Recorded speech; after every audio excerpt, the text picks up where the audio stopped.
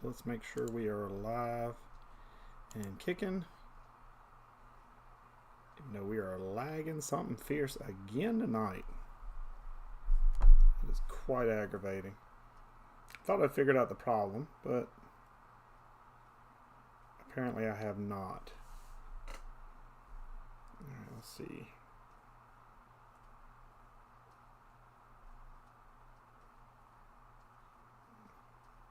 Cut out of this. Yeah, I'm losing a ton of frames.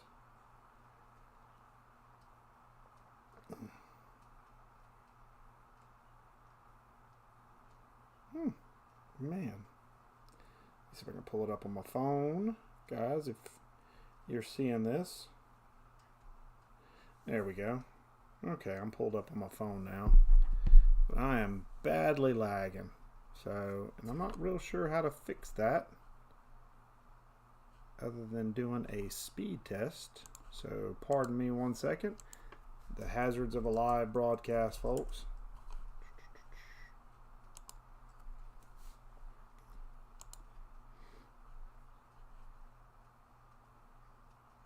Let's see.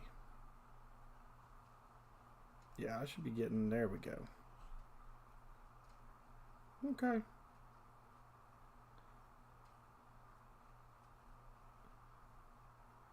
There's my struggles. My upload speed is crap right now. Alrighty, we are gonna try this. Not sure how long it's gonna last, but we're gonna try it. I may have to do like I did last week and do a re-record, but it is what it is, guys. And I am going to start. Yeah, it's pretty bad, laggy. Alright. Hello and welcome back to Chiefsman's Corner Live. Sorry I missed last week as I was out of town visiting family. However, I am back with the WFL family to talk WFL action from Week 15, some playoff positioning, some potential award winners, and answer your questions and Ask the Chief. I am, as always, one of your hosts, Coach Winuvas of the Seattle Seahawks, one of the leadership team here in the WFL. Our game plan tonight is to discuss some housekeeping notes, as usual, and then dive into the action as mentioned before. If you're watching this live or recorded, thank you. We appreciate any and all support. Without good owners, the WFL doesn't exist. Still dropping a lot of frames. First thing I want to talk about is the WFL's incentive plan. This plan allows you to get some perks that aren't available for every member simply by doing some extracurricular activities that involve WFL. Anything from Twitter to articles on the Neon Sports site to commenting or participating in this show. Anything that makes WFL a more immersive presence and experience and increases its presence in the Madden community earns you some sort of credit. Link to the incentive plan is available using the command /incentive plan in Discord. That is /incentive plan. That is all one word in Discord. Find out about how you can contribute and begin today. The second thing to talk about is our form Ask the Chief. Use this form during the week between episodes to submit any questions you have for me, and I'll answer them during the show, giving you credit for the question. It's an easy way to build incentive points and provide extra content for the podcast. Use the command /AskTheChief, that is all one word, /AskTheChief, to pull up the form in Discord. I'd also like to ask for some help again in recruiting new owners to the league. I know that Madden has its faults, and we've talked about it a lot in both chat and on here in the podcast. And a lot of guys have kind of given up on this cycle already, but hopefully we can fill our now 4 remaining openings before the regular season ends. I will do what I can as far as Neon Sports goes, but please do what you can to help as well. It can possibly mean incentive points. With us officially in the playoff discussion, it's time to start thinking about the WFL Associated Press. Get that C-Spire internet. Yeah, well, I would love to have gigabit internet, but unfortunately, I work on a teacher salary, so I can't have that high-speed internet. Anyway, with us officially in playoff discussion, as stated before, it's time to start thinking about the WFL Associated Press. Their task will be to pick players to award attribute points to in the offseason based on awards earned in the following categories: MVP, Offensive and Defensive Players of the Year, Offensive and Defensive Rookies of the Year, and our very own WFL All-Pro team for the NFC and for the AFC. These awards supersede the ones given in Madden and are awarded by owners who are members of the WFL AP. So these are from owners to owners. The forms have been made and are awaiting the end of season answers. Hopefully your players make the list. Finally, with us well on the back end of the season, it's time to get that WFL survey rolling. The survey has been created and is now available using the command /WFL survey. That is all one word, /WFL survey. WFL uses this to gauge potential improvements to the connected franchise, including rules changes, modifications, and general process improvements. We also use it to gauge how leadership as a whole is doing. I want to stress that only one person, and that is me, reads these surveys. I speak to every participating survey member one-on-one via DM about their feedback, no matter what. If you want to voice discontent with anyone or everyone in WFL, this is your time to do it and be heard. I do take this very seriously because without good owners, we don't have a good league. I personally strive to make this a destination league for PS5 users, so anything less than that means we have work to do to improve, and we always have work to do to improve. Anything that we can do to improve that is reasonable and prudent, we will look to tinker with moving into Season 3. With housekeeping out of the way, let's recap scores from Week 15 action, and let's highlight our offensive and defensive players of the podcast. Let me get it pulled up on the screen for you. Hopefully I can get this pulled up. There we go. Let me get my session pulled up here. Boop. I meant to have that pulled up. I had something else pulled up. I had the award stuff pulled up. All right. Let's see if I can get this loaded up now. All right. Let's get rid of this. So, we had a couple of CPU games on the docket. Arizona and Denver was a CPU game. 35-26 was your final there. Arizona gets their 4th win of the season. Denver falls to 2-12, making me wish I hadn't traded those picks for Lamar Jackson after all, because I'd have a top 5 pick. Baltimore loses to Cleveland in a simulation, 35-21. Our new Browns owner is 11-3 and cruising at the top of the AFC North. Baltimore falls to 2-12 and will potentially have 2 picks, possibly the top 2 picks in the upcoming WFL draft. So that's some real nice tickets he has for trading Lamar Jackson. He's got a rebuild going, and he has got some ammunition to play with there. Buffalo and Miami in a tight divisional matchup. Buffalo moves to 10-4 with a 26-23 win over the Miami Dolphins, who fall to 8-6 and are currently on the outside looking in on the playoff picture. Indianapolis with a solid win over a very good Viking squad. 34-17 your final here. Indianapolis moves to 10-5 on the season. Minnesota falls to 12-3, still a very, very respectable record in a tough NFC. Dallas falls to the Jacksonville Jaguars, 34-27 your final here. Dallas falls to 5-9 on the season and looking forward to next season, while the Jacksonville Jaguars move to 9-5 and are striving to keep in the playoff hunt. Kansas City, 31-28 losers to the Houston Texans. Houston moves to 10-4 as a surprise team on this first season with the talent that Blackhawk has at his disposal. He is doing quite well with that talent. Kansas City falls to 9-5, but still a very game squad in that AFC. He's still a player in the AFC West division. New England and Las Vegas play in a simulation game. In New England, the CPU team wins 28-23 over the Las Vegas Raiders. New England moves up to 5-10, and the Raiders of Las Vegas fall to 5-9. Tennessee loses to the Los Angeles Chargers in a CPU-controlled Titan squad. 28-10 is your final there. Los Angeles moves to 4-11 on the season, and Tennessee moves to 2-12 on the season with their 12th loss of this year. I do believe, though, we just got a Titans owner, if I'm not mistaken, so maybe they can hopefully turn it around. Am I hallucinating a little bit? Yes, we did get a new Titans owner. Okay, at least I think he's still there. I hope he's still there. He just signed up yesterday. Carolina, 19-13 winners over the Pittsburgh Steelers. Pittsburgh falls to 2-12 on the season. Carolina moves up to 10-4 in a tough NFC. Atlanta, struggling for respectability, gets their 4th win of the season. They probably wish they were like the Atlanta Falcons in real life, who are 4-4.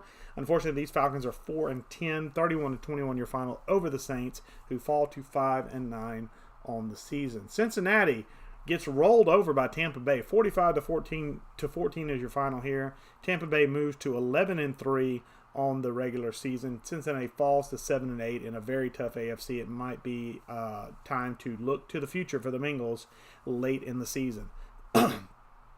The Seattle Seahawks cling to playoff hopes by winning 31-28 in a simulated game against the San Francisco 49ers. could not get together and get a game played in this one, unfortunately. I was looking forward to getting some guys going and getting some plays in, but we just couldn't get it in. But luckily, the Seahawks win in a sim. They are 8-6 on the season, which is way more than I anticipated being. The 49ers moved to 8-5-1, still leading the division, but barely. There are 3 teams in the hunt in the NFC West. That looks to be a very tight division going down to the wire. New York continues their good season, 11-4 on the year with a 33-14 win over the Washington Commanders, who fall to 8-6. Waffles having a tough year. Year one, finding out the lumps of dealing with Carson Wentz, but overall still got them above 500 near the end of the season. So still a quality season from your Commanders. Detroit loses to the New York Jets 31-3. The Detroit Lions fall to 1-13 and own the number 1 pick currently in the WFL draft upcoming. So if anybody wants to jump in and be the Lions, they can have the number 1 pick potentially in the upcoming draft if they so desire. 49-13 is your final between the Green Bay Packers and the Los Angeles Rams. Green Bay moves to 11-3 while Los Angeles moves to 8-6. Put some respect on the Bears. Well, I'm getting to the Bears. They're at the bottom of the roster. They're at the bottom of this list. I'm almost to them. Oh, by the way, I didn't mention the Jets were 7-7 on the season. They do have to win out and hope for some luck to get in the playoffs, but Kobe is got the Seahawks on radar, and he just beat the Jaguars in Week 16. He's got the Seahawks in Week 17. You can almost pencil that down as a W. But the Jets have to do some work to get into the playoffs. They definitely have their work cut out for them, but Kobe is capable for sure. Back to the Packers-Rams game. Rams fall to 8-6. Again, a very, very tight NFC West race. The Packers move to 11-3. And in a dogfight with the Vikings for the top of that in the NFC North Division with the Chicago Bears, who trumpet their own horn in the chat. And they actually pull out a squeaker against the Philadelphia Eagles, 31-30 your final. Chicago moves to 9-5 on the regular season. And still in the hunt for a wild card. They currently hold the 6th spot in the wild card, or 7th spot, in the wild card. Forget they're 17th now, not 6. And Philadelphia falls to 8-6 and is currently, I do believe, out of the playoff picture, but still well within striking distance of getting in the playoffs, especially considering all the muddled teams there at 8-6. So that does it for your Week 15 recap, so to speak. So back on camera for me. And I'm going to give you my offensive and defensive players of the podcast. My offensive player of the podcast is going to be Kansas City Chiefs quarterback Pat Mahomes. He went 17 of 29, 3 touchdowns, and 1 interception for also 265 yards. Unfortunately, it was in a 31-28 loss to the Texans, but still a monumental effort from Coach Banshee there and the Chiefs in ultimately a losing effort. Still had a good game with Pat Mahomes. Some honorable mentions, Dolphins wide receiver Tyreek Hill, 8 catches, 178 yards, and a touchdown in a 26-23 loss to the Bills. Vikings tight end Irv Smith, 8 for 109 and 2 touchdowns in a 34-17 loss to the Colts. Cowboys halfback Ezekiel Elliott, 15 carries, 126 yards, and a touchdown in a 34-27 loss to the Jaguars. Also in that same game, Cowboys wide receiver CeeDee Lamb went 8 for 170 and a touchdown in that same loss. Texans halfback Dameon Pierce, I've given a shout out on the podcast already, so I didn't want to put him as the player of the podcast for this one, even though he probably could have deserved it. 22 carries, 110 yards, and 3 touchdowns in a 31-28 win over the Chiefs, with our player of the podcast being the losing man in that cause. Bucks quarterback Tom Brady, 17-22, 3 touchdowns, no interceptions, 285 yards, and a 45-14 win over the Bengals. The halfback Rashad White for the Bucks went 11 carries, 103 yards, and a touchdown in that same victory. And Packers wide receiver Romeo Doubs, 5 catches, 112 yards, and 2 touchdowns in the 49-13 win over the Rams.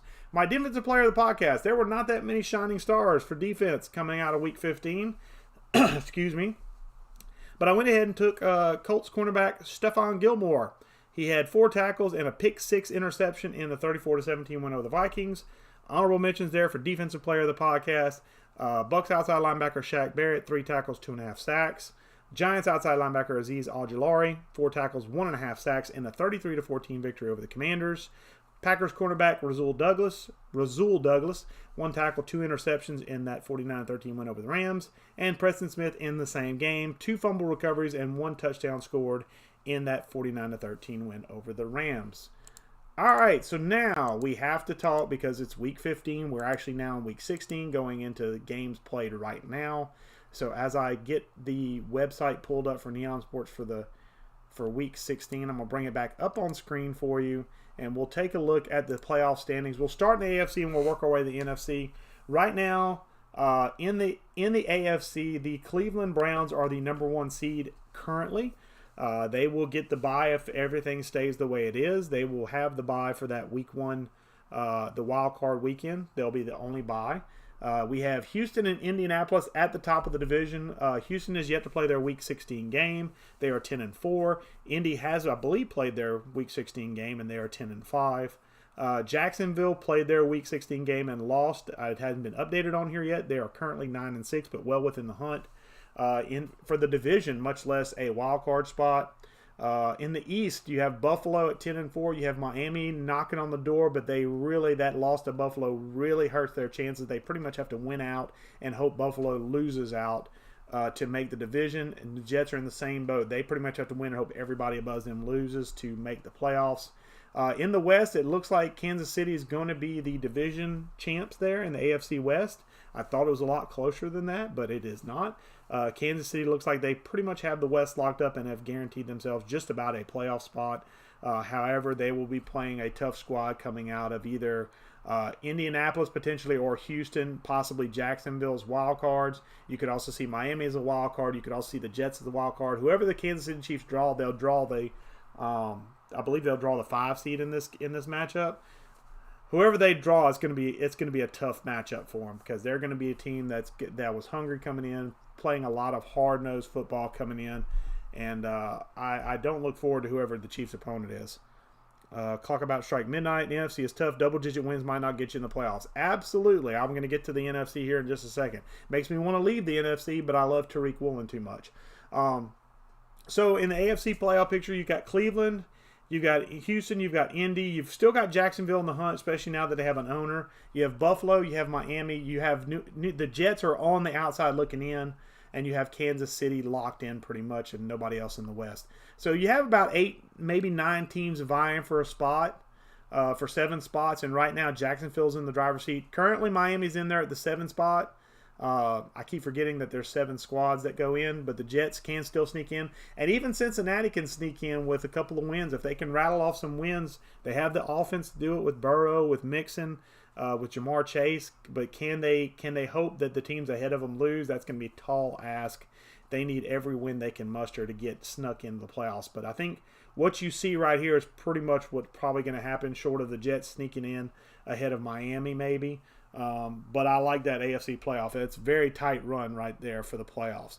In the NFC, as my boy Smash has pointed out, the Bears owner on the YouTube chat, yeah, it's pretty much you're going to have to get, unless you're in the NFC West, you're going to have double digits to make the playoffs. In the NFC West, you pretty much have to win the division to get in. Everywhere else, you've got to have double digits to make it. And right now, we have the Giants at the top end seed, but that could change really quickly. Every team, and even Minnesota out there at 12-3, that could flip them, and essentially Green Bay could flip from the 3 seed to the 5 seed really quickly. But basically, your top 4 teams, top 5 teams have winning records. I mean, 10+ wins, I should say. San Francisco is really the only anomaly, which Seattle's there, and the Rams are there at 8-6, right there at 8 and 9 spots. And then Philly is also there at 8-6 as well, and Philly could easily sneak in there. I think of everybody here, I think that top 7 will actually potentially hold serve. I think the only flip-flop might be the 49ers flop out. And I shouldn't say it, but I feel like Seattle could sneak in if they can peg out a win. If they can peg out a win against the Chiefs this week, because they play the Chiefs. And if we can win 2 of our last 3 games and get to 10 wins, I think Seattle can make the playoffs, even if it's as a wild card. We'll be one and done. I'm not going to lie. We'll be one and done. I'm not going to win a playoff game. This team has got a lot of holes. No pass rush. Secondary still not learning, but it's a young squad, so I'm very happy with that. The only thing is I did stupid trade and traded for Lamar Jackson and shouldn't have. So Lamar Jackson will probably be a free agent barring a trade for a franchise tag contract. But anyway, I think I think the top 7 though will probably stick. I think San Francisco will eke it out and stay in there in the 4 spot. I think Seattle and the Rams are being outside looking in. I think if anything, Philly might sneak up in there and maybe knock Carolina off. But if Carolina can win another game, that'll help them out immensely. Not sure what their Week 15 match or Week 16 matchup is. Excuse me. So we'll see what happens there. But that kind of goes over our playoff race going forward. Now I'm gonna come back on screen here because I do need to change out and flip to the awards. I'm gonna bring up both awards pages I linked up beforehand. So let's close that. And this is gonna be, this is the first one we're gonna look at. So we're just kind of looking to see who leads the league in different categories right now. And I know it's not zoomed in particularly well, but you can pause the video if you need to and take a look-see at this. I'm kind of tracking to see where I'm at as far as how far behind my stream is versus where I'm at currently talking. And it looks like I'm a pretty decent ways back. But here in yardage, you've got Russell Wilson for the CPU Broncos leading the league with 4,000 yards passing. You got Kirk Cousins there in second. You got Jalen Hurts. You got Tom Brady. You got Mac Jones. So 2 computer opponents right there. Kirk Cousins has had a phenomenal season, 36-18, throwing the ball. Jalen Hurts, also a guy that could easily be your offensive player of the year. So you've got that. And then obviously this is a mix of AFC and NFC, so it's going to be tough to kind of suss this out because we do actually separate our NFC and AFC offensive and defensive players of the year, if I'm not mistaken. Rushing leaders, how can you not give it to Dameon Pierce? He's leading the league in rushing right now. Jonathan Taylor's right there, though. Nick Chubb is right there. But I know for a fact Dameon Pierce, I'm going to talk about it in rookies, but I know he's going to win Rookie of the Year. There's no doubt in my mind that he'll win AFC Rookie of the Year. Bears have Bills, Lions, and Vikings left. Well, you've got at least one dub in there with the Lions, Bears.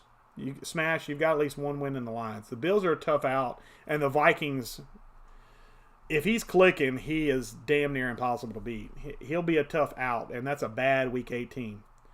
1-2 or 0-3.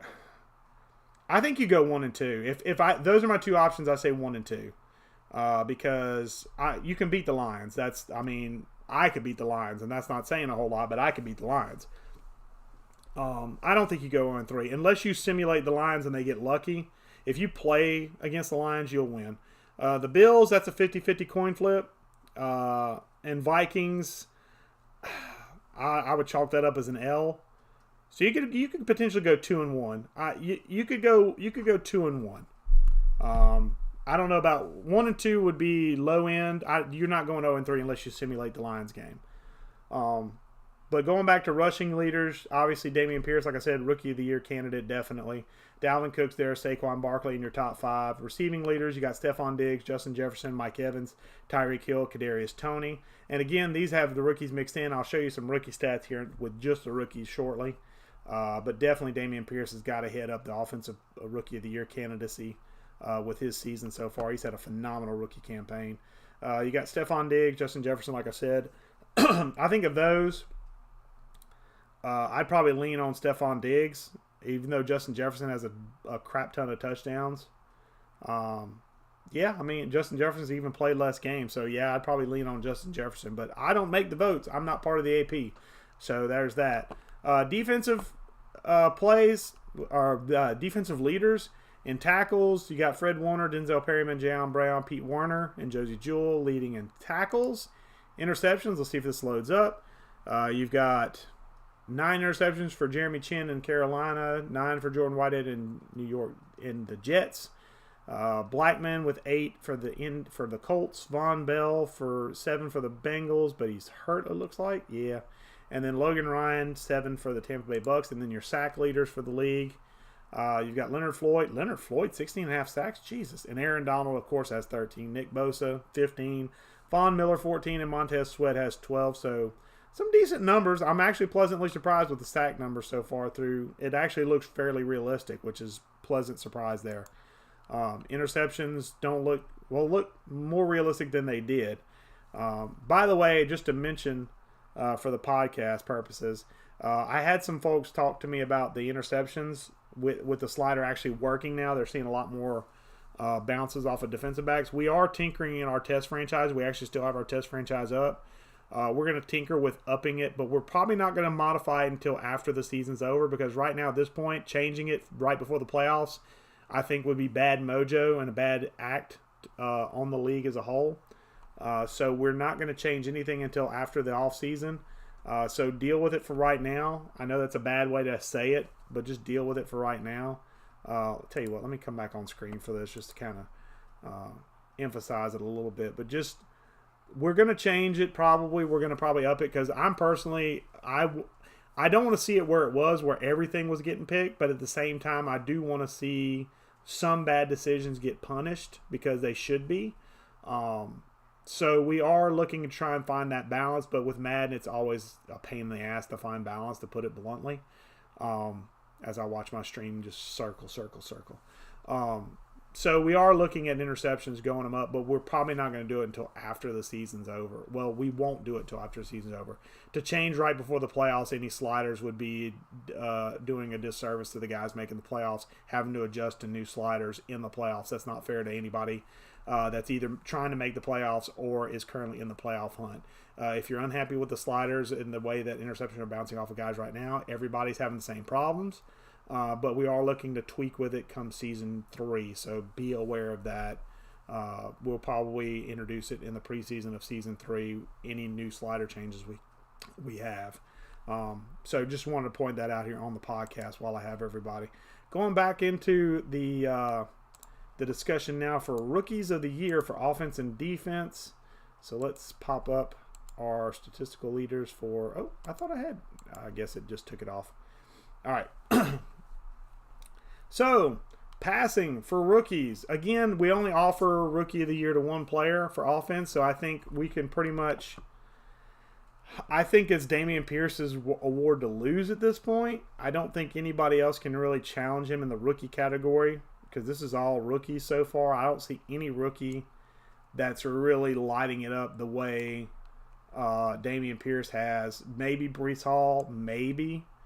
But Dameon Pierce has been so dominant on a team that really wasn't expected to do a whole lot. 10-4 are the Houston Texans right now, and Dameon Pierce is a huge part of it. So I think if I were voting, man, I'd say Dameon Pierce gets it for the Rookie of the Year, offensively speaking. And then for Defensive Rookie of the Year, oh, can I toot my own horn for my kid? Yeah, I can toot my own horn for my kid. Although Booth Jr. is having a good year from a cornerback standpoint, is there anybody knocking it out of the park with sacks? Not really. I tell you what. You know what? I'm gonna sing my praises here. I think I like Tariq Woolen. I like Tariq Woolen here. Has 4 picks on the season. Has 44 tackles, which I believe is second. Yes, tied for second amongst rookies in tackles. He's tied for third in interceptions amongst rookies, and obviously he's not going to have any sacks at cornerback. But the kid has been playing really well, was asked to step into a starting role right away, and has flourished in that starting role. 6'4", 210 pounds, and runs like a gazelle. So it's quite fun to have that on my squad. I got to admit, that's quite fun to have. But if I had to sing somebody else's praises, I think maybe there's really not anybody that stands out amongst the rookie class on defense. Like, I'm looking, maybe Troy Anderson with tackles, but even that, 53 tackles, 4 interceptions is not bad. So maybe Troy Anderson, if you're going to give somebody kind of an all-around, well-rounded award. If you're going to go strictly on sacks, maybe it's Ekatibi from Atlanta, from Oakland. That's like 3 locations ago. Kayvon Thibodeau, maybe. You know, there's the Defensive Rookie of the Year is going to be a discussion for the Associated Press. The Offensive Rookie of the Year, I don't think is going to be much of a discussion. I think it's Dameon Pierce's award to lose, and anybody else is just, kidding themselves as far as getting that award, unless they have a phenomenal last 3 weeks of the season and Pierce somehow gets hurt or just becomes completely ineffective. So with that being said, we're now going to move on to Ask the Chief. Let's see. Yeah, I've got it up right now. So let's see if I can zoom in on this. Nope, it ain't gonna let me zoom in. Oh well. So from Juke, a funny question. Why are you doing a podcast when you could be out handing candy to children? Well, our candy stuff goes from like 5 to 7. I keep the lights off. I didn't buy any candy. The candy, if I have any, is for me. But we haven't had any kids walking the streets of rural. And so there's not a lot of kids that live down the street to begin with, much less kids of a trick-or-treating age. Most of them probably went to either to the church, which is down the street, or went down to the community college I work at in Decatur, which is about 10 minutes down the road, and they had a treat street going for kids. So more than likely the parents took them out that way instead of going the old school route. So that's why I'm doing a podcast instead of handing out candy to kids. It's because I hate kids. No, I'm just kidding. Only slightly. So back to our next question. Is an offline draft something that we'd consider if there is concern about the draft glitching? Basically, set draft board and sim from Cly. That's an excellent question. We are currently running actually a test draft franchise. We've already simulated the off season, and I'm going to try and get a couple of leadership in. We're going to try and coordinate a time over the next week or so to hop on and do a draft. And see if we get a glitch if we just try and do it normally with basically skipping the CPU picks, because we obviously won't have a full slate of owners in that test franchise, and see if it causes any issues. But I will state for the record, even though I hate it, if we have to do a simulated draft to make sure the franchise makes it to a season 3, then that's what we'll do. As shitty as that is, I would rather do that and have, I almost said have 100% guarantee, but with EA there is no 100% guarantee that will even work.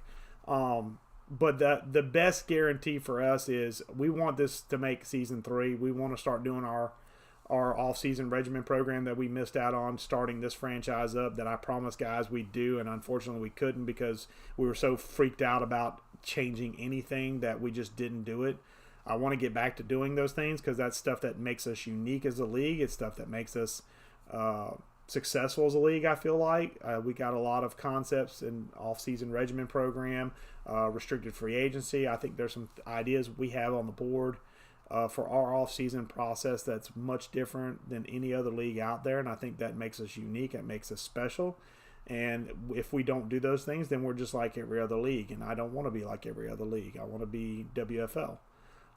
So if leadership as a whole decides that the offline draft, aka simulate the draft, is the best course of action to make sure the league stays stable, then that's what we'll do. And it's going to suck for everybody because I love doing the draft, even though I currently have no first or second round picks at all. That's kind of redonkulous, but it is what it is. So with that being said, if we have to go offline, then that's what we'll do. I'm hoping we don't. I'm hoping maybe in the next week or so before playoffs start, we'll see a patch that hopefully rectifies some of the issues with draft glitches. I personally don't have a whole lot of hope for it, but I mean, it's the best we can do is hope right now. But I think if we get to the off season and we haven't heard any significant news on the draft glitch front, I think we'll just put it to ownership and just do what owners want to do, which is essentially do a league-wide vote and say, hey, do you want to sim the draft or do you want to take a chance? And if the league wants to take a chance, that's fine, but be aware that the consequences will be potentially we lose all the progress we got up to this point and we have to start all over again. And I honestly don't know how many people would want to go through another start over. And that includes myself, unfortunately.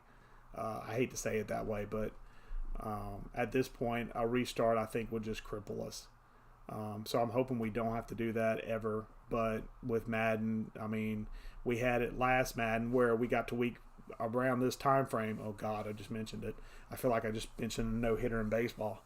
Where we got to this point in the season. Actually, we got to week 14, so we're past the point where we got to last year. But we got cycled. Basically, we'd go to week 15, we'd bounce back to week 14, and we'd go to week 15, we'd bounce back to week 14. We couldn't get out of the loop, so we had to restart. And it was quite frustrating for all involved, myself included. And then this Madden, to start up, we had to start over like 5 or 6 times because we'd get going. We had a full crew of 32, and whenever we go to invite owner 32, we couldn't because something would glitch out, and that 32 owner glitch would pop up and rear its ugly head. And it was just a pain in the butt to even get to this point. So I really think we need to do, personally, I want to do what's best for the league, keeping it going as long and as fast as we can.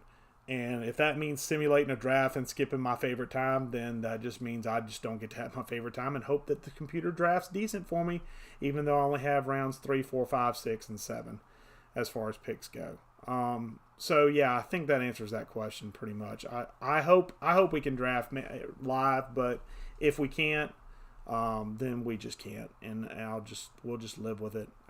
I mean, it's gonna depend on I think we're gonna do like some kind of league vote if we are unsure of what will happen.